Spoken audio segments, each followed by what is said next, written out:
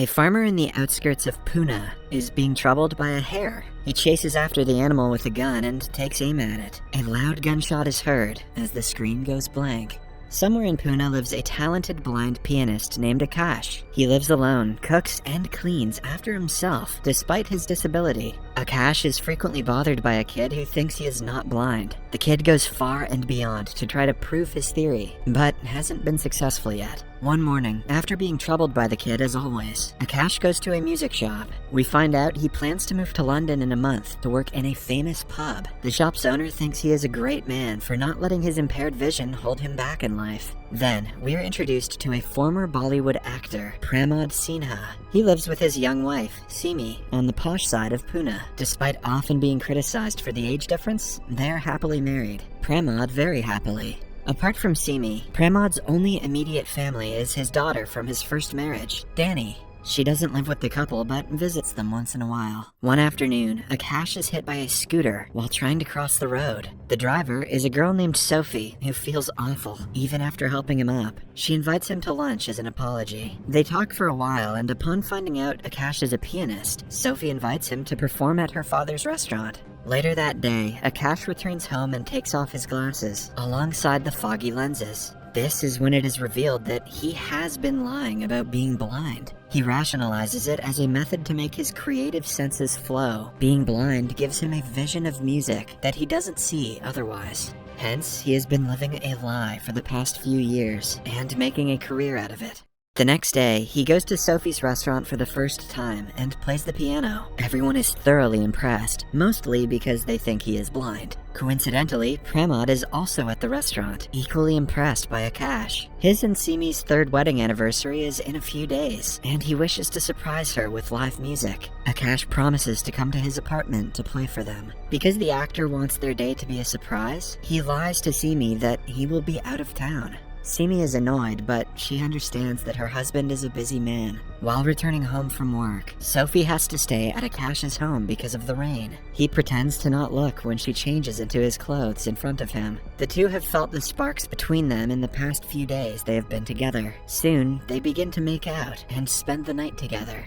In the following scene, Akash is outside Pramod's apartment. Simi opens the door and asks him to go away because her husband is not home. Akash insists that he was supposed to be here, but she doesn't listen. However, when an old neighbor sees them, Simi feels uncomfortable and lets Akash in. He gets to work and is enjoying himself, but that is until he notices Pramod's dead body on the floor. The pianist is shocked to his core, but he doesn't stop playing. Simi disregards her husband's dead body, thinking that since Akash cannot see, she has enough time to hide it. A while later, he makes his way to the bathroom and gets a full view of the dead man. While keeping cool, he enters the bathroom, only to see that a man is hiding inside. Akash pees in front of him and returns to the piano, without giving away that he is panicking. A flashback shows us that Simi and the stranger were having an affair behind Pramod's back. On being caught, they panicked and shot him dead. While Akash continues playing, the killers clean up the mess and put Pramod's dead body in a suitcase. Then, Simi pretends to be talking to Pramod, trying to make it seem like he has returned home.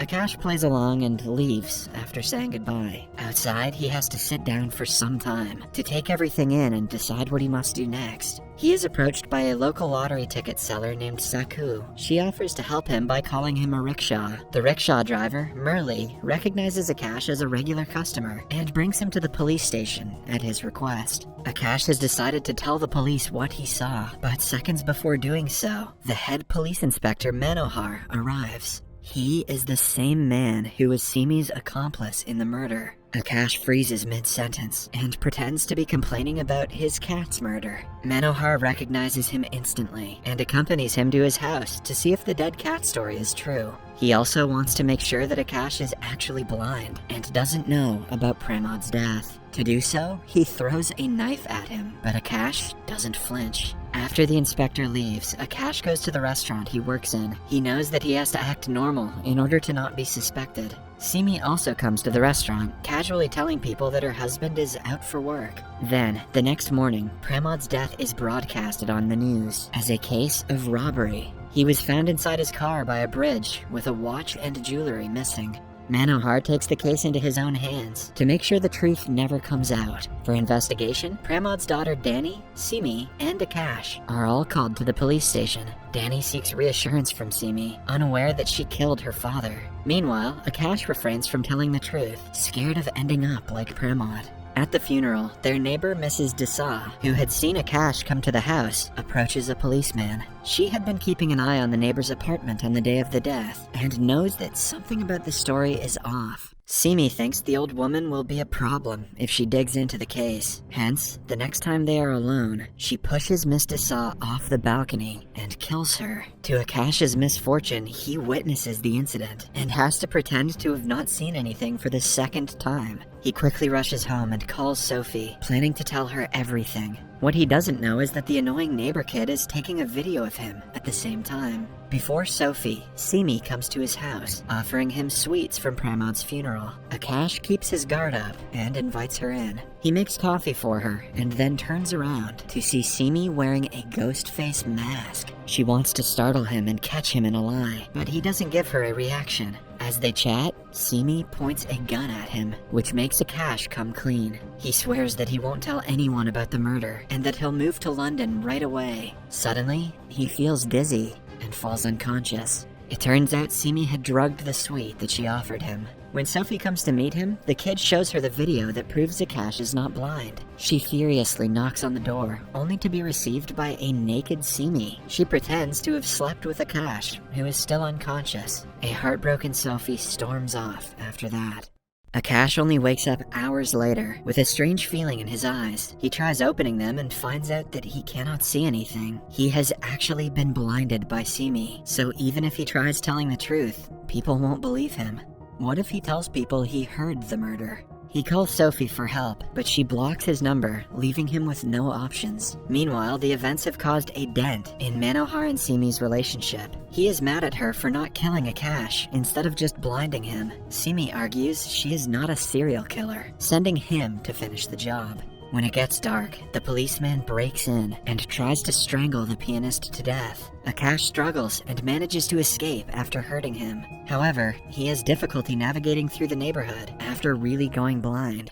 In the morning, he wakes up in a hospital surrounded by Dr. Swami, the rickshaw driver Murli, and the lottery ticket seller Saku. They found him in the streets last night and brought him to the hospital. Dr. Swami makes an appointment with an optometrist at Akash's request. His first priority is to get his eyes checked, then to flee the country. However, hours pass, but he is never taken to the doctor. Outside, Saku, Murli, and the doctor discuss the amount of money they are about to earn. They are planning to sell Akash's organs in the black market, since he is an easy target with no family members. When they put him on a hospital bed, Akash hears them talking about surgery and panics. They restrain him, making it evident that they are planning to do something bad. They sedate him, but before passing out, Akash mentions that Saku has a Lord Shiva tattoo on her arm. The three are shocked because no one ever told him about the tattoo. They think it is a sign from God and decide to withdraw the plan. Upon waking up, Akash is told he was about to be killed. The group asks him if he is actually blind.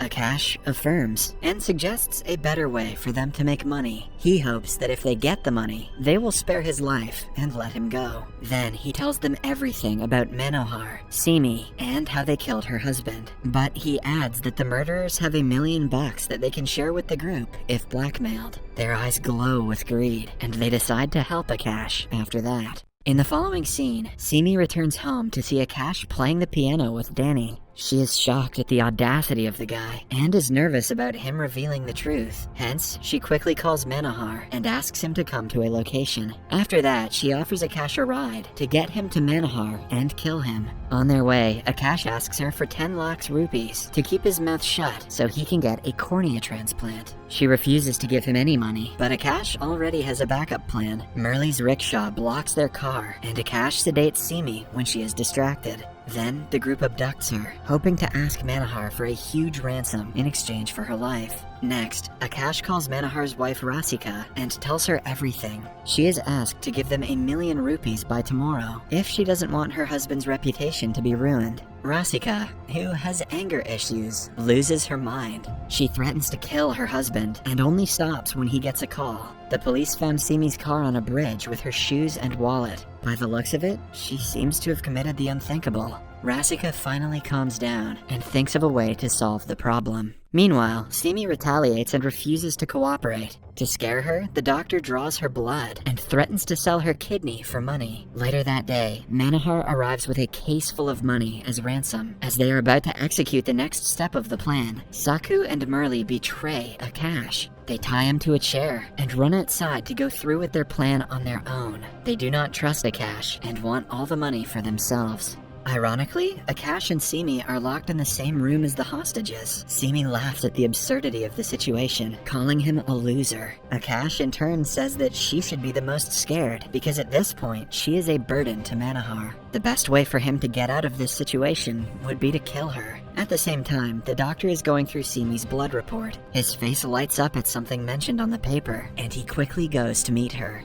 In the hideout, Murli manages to get the bag of money, but Manohar shoots him before he can run away. Saku freaks out and traps the inspector in the elevator, stealing the bag right after. Then she brings Murli to the hospital, but he is too far gone to be saved. She also finds out the money she received is fake. In the meantime, Simi unties the rope around her hands and attacks Akash to kill him, but is stopped by Dr. Swami. They get into a struggle that ends when they knock her out. The doctor puts her inside the trunk and drives to Mumbai with Akash. On the way, he explains that Simi has a BRH negative blood group, which is extremely rare. A wealthy man's daughter is in desperate need of a liver from someone like Simi. If they sell her organ, they will earn more than 50 million bucks. Akash can do whatever he wants with half of it, even get a cornea transplant. However, he doesn't feel right because he will have to kill Simi for her liver. The scene abruptly cuts to 2 years later. Sophie is on a vacation in Europe, living her best life after forgetting everything that happened with Akash. But the past follows her when she sees a poster of him outside a pub. He is playing the piano at the pub, as he had envisioned years ago. Sophie confronts him, and he tells her everything that happened. A flashback shows us Swami and Akash driving to Mumbai with Simi in the trunk. The doctor gets out of the car to give her another dosage of tranquilizer, but he is attacked and killed in the process. Then, Simi asks Akash to get out of the car and starts driving toward him. She is seconds away from hitting him when a gunshot is heard. It is the same noise we heard at the beginning of the film when the farmer was trying to kill the hare. The said hare jumps on the windshield, making Simi swerve and crash. She dies in the accident. Akash takes the next bus to Mumbai and comes to London with the help of a friend. Ever since then, he has been working in the pub. He invites Sophie to one of his shows, but she has to catch a flight the next morning. They promise to keep in touch and go their separate ways. In the last scene, Akash hits a can while walking down a street, leaving us wondering if he can still see. Subscribe for new videos update and turn on notifications and leave a like to help the channel out. Thank you for watching.